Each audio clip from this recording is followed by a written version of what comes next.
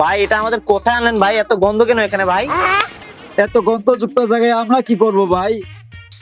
এটা তোমাদের জন্য শেষ কাজ।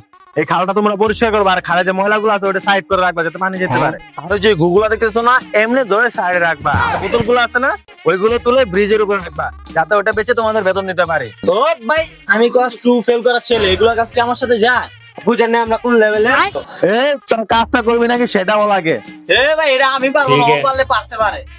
আমাকে দেখে কি এত সস্তা মনে হয়?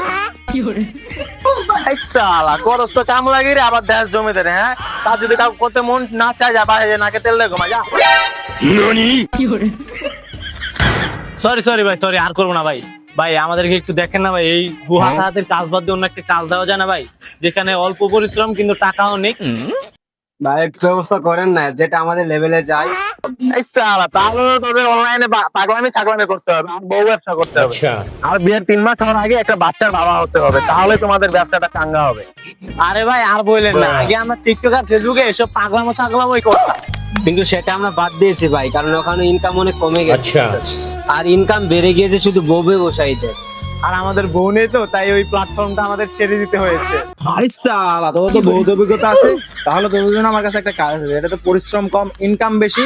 শুধু তোদেরকে একটু অ্যাক্টিং করতে হবে, পারবি তো? হ্যাঁ ভাই পারবো না কেন? আমরা তো ভাই জন্মগত একটা। তাহলে লস শুরু করে দে।